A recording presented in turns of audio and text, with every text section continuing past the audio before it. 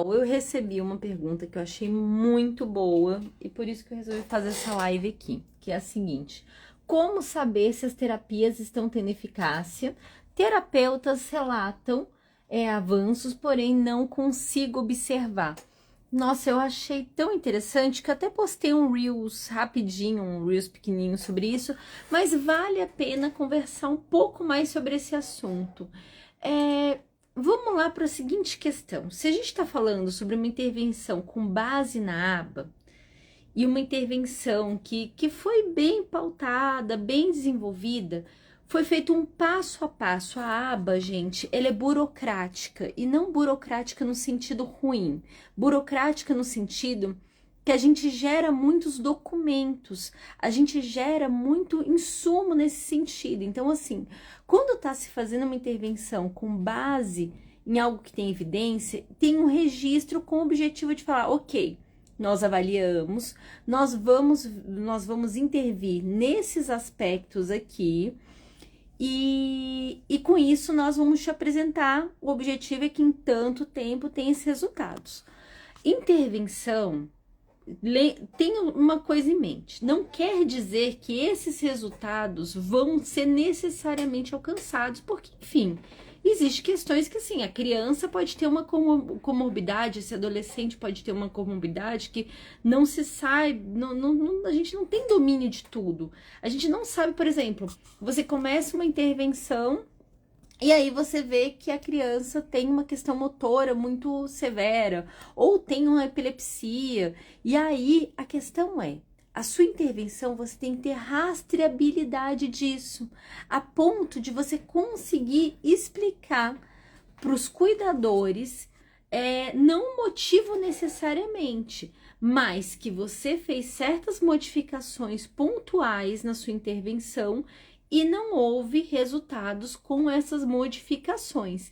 Então, a aba, análise do comportamento aplicado, eu sempre falo isso, gente, ela é boa, não é pro acerto, ela é boa pro erro. Porque quando as coisas estão dando certo, você toma água que dá certo, você faz tal coisa que dá certo, tem criança que você não entende. Nossa, gente, essa criança ela não recebeu nem intervenção adequada, está desenvolvendo. E assim segue a vida. Mas tem aquelas crianças que não estão desenvolvendo de forma adequada. E aí eu falo que a aba é boa justamente para quando as coisas não estão dando certo. Porque você vai ter rastreabilidade, você vai modificar pontualmente essa intervenção. Então, por exemplo, se essa criança ela não está tendo esse ganho de habilidade, você vai mostrar, será que são as ajudas? Será que é o meu posicionamento que não está adequado? Será que ela está rastreando o meu rosto e com isso ela tá dando eu tô dando dica para ela? Então, assim, quando eu modifico qualquer coisa, ela não consegue dar a resposta adequada? Será que ela não tem pré-requisito? Então, às vezes, a gente fez a avaliação e nós tiramos do princípio que ela conseguiria fazer essas próximas etapas, mas às vezes nossa avaliação foi falha.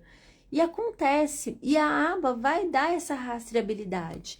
Por isso que é muito importante que os profissionais entendam que o plano de ensino individualizado, ele não é o programa de ensino. O plano de ensino individualizado, ele é um contrato. Ele é um contrato comportamental e é importante que você anexe junto o seu contrato de serviço, que você vai proteger a criança, que é o aprendiz, né? Criança, adolescente, adulto, enfim, o seu aprendiz. Você vai estar protegendo, então, ali, o seu plano terapêutico, plano de ensino, enfim, qual o nome que for, mas é um plano individualizado. Você vai estar ali protegendo seu aprendiz porque você selecionou as habilidades, vai explicar por que você selecionou e desse plano vai sair os programas. Por isso que é muito importante esse entendimento, porque vai ser a nossa linha zero, é da onde a gente vai tirar, ok, nós fizemos os programas, nós modificamos totalmente esses programas e foram esses resultados. E a gente vai voltar lá pro PEI e verificar, ok, nesse tempo, por que a gente não alcançou isso? Tem horas que nós não vamos ter respostas. E no momento que a gente não souber ter essas respostas, é importante que a gente faça o encaminhamento adequado. Então, às vezes, a gente vai numa árvore de decisão, a gente fala, eu não sei para quem vou encaminhar. E aí, nesse caso, qual é a postura adequada desse profissional? Se ele não sabe para quem encaminhar, ele vai encaminhar para o médico que fez esse encaminhamento, que laudou essa criança, esse adolescente, enfim. Ele vai voltar para quem está acompanhando. Então, esse neuropediatra, pediatra, enfim, psiquiatra, ele vai verificar essa situação com base nesses dados e fazer um encaminhamento. Por exemplo, que eu falei sobre o caso da epilepsia.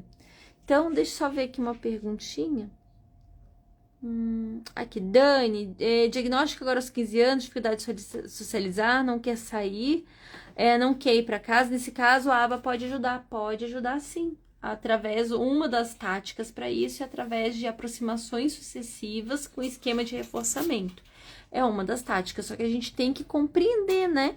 Por que ele não está querendo sair? O que tem de envolvimento nisso? Existem muitas camadas, né, em relação às questões diagnósticas, né?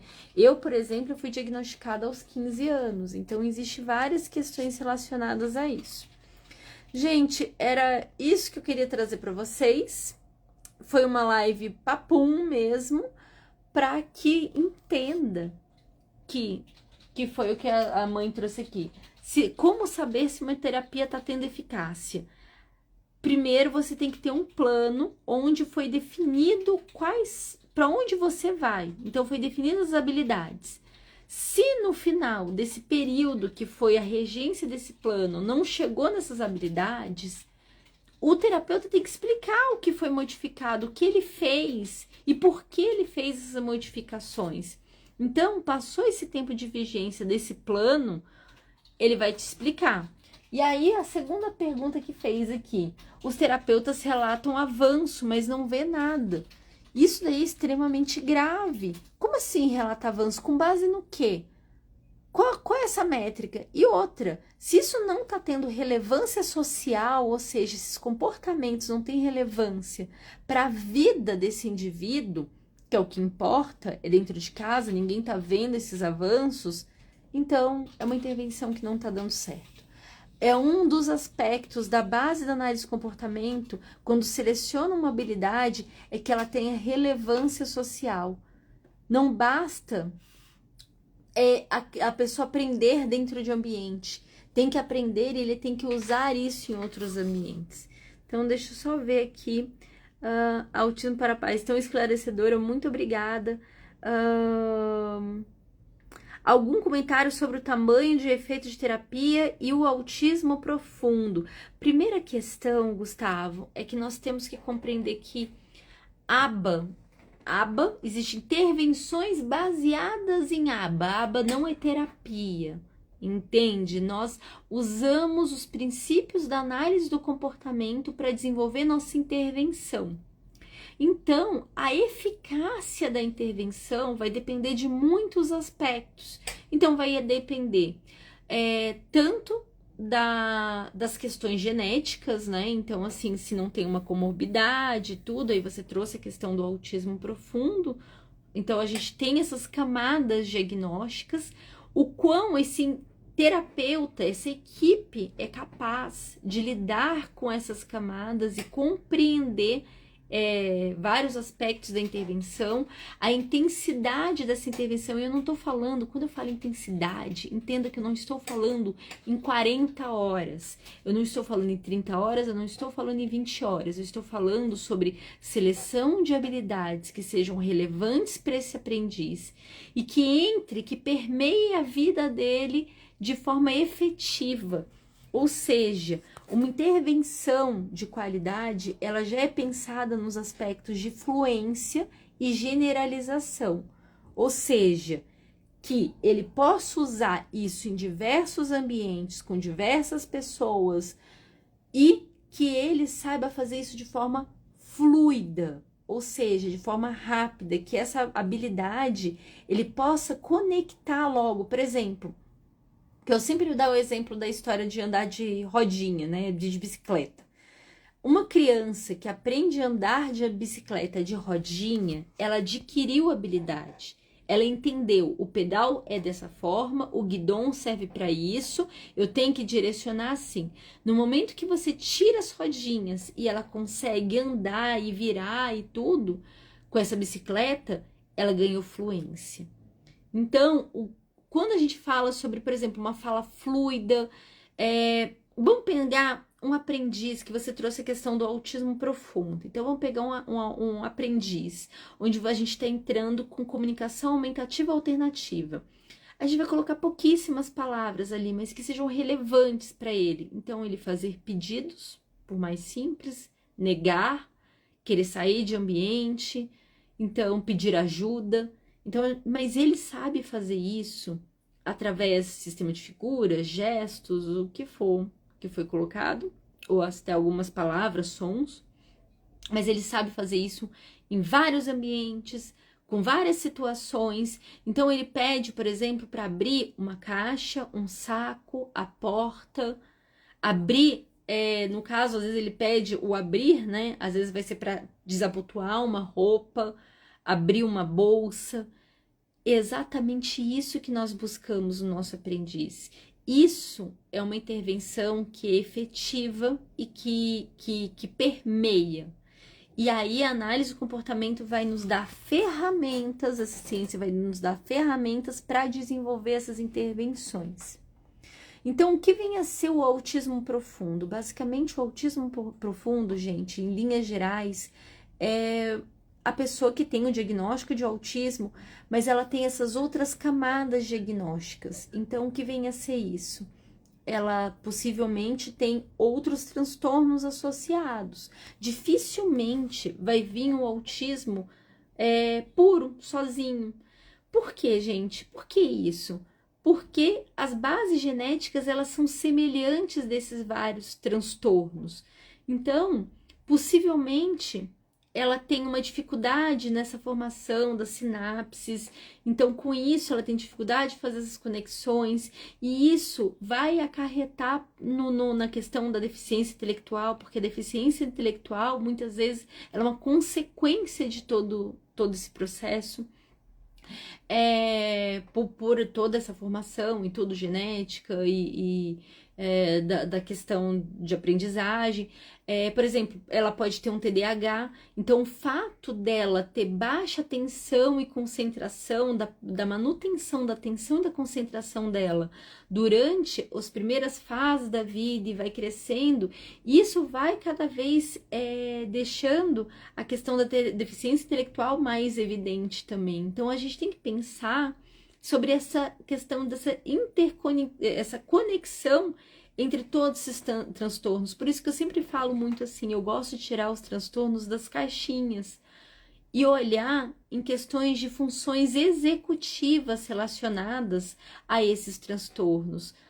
E aí as pessoas falam, ai Dani, então tem que fazer um teste neuropsicológico necessariamente. Não, nem sempre vai ser possível, mas a gente pode olhar a qualidade de resposta desse nosso aprendiz e entender aonde está falhando.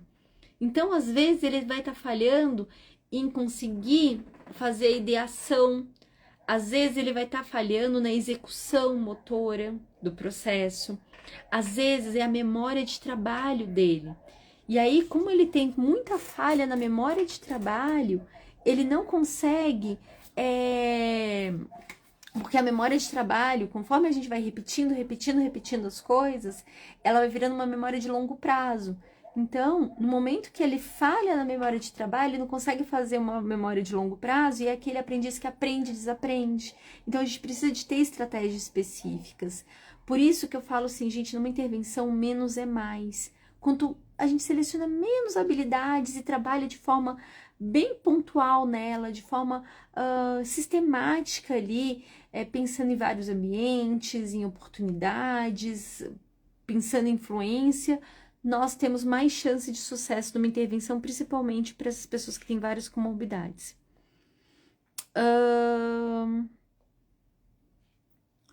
Cadê? Mas, ai, Camila Kamers, querida, gente, quem quer entender de sono é com a Camila Kamers. Olha, ela é maravilhosa, maravilhosa. Aqui. É uma pessoa, a Paty, querida, amiga. Nossa, pessoas queridas que passaram aqui pela live. Deixa eu ver se tem mais alguma dúvida, mais alguma questão. Facilitaria tanto se usasse caixinha de pergunta. Gente, eu vou finalizar aqui. Eu acho que eu tirei todas as dúvidas que estavam. Assim, tem algumas outras dúvidas, tem que para eu responder, dar uma live só, né, sobre pesquisa. Só essa mensagem que eu queria deixar para vocês. Aba é bom pro erro. Aba não é bom pro acerto. Porque a aba, por ela ser uma ciência, a gente consegue ter uma rastreabilidade. Por qual produto seu posso iniciar a estudar o pain? No momento, eu recomendo, porque assim, eu não estou no momento com algum lançamento, né? Estude os meus materiais que eu tenho, acompanhe as minhas lives, eu tenho muito material no meu site, muito conteúdo, e me manda um direct para você ficar atenta ao que vem, as novidades, porque em breve, gente, eu vou ter uma novidade muito legal para vocês, mas muito legal mesmo. Vou indo, tô com sono, tô cansada, eu vou dormir. Um beijo para vocês e até mais.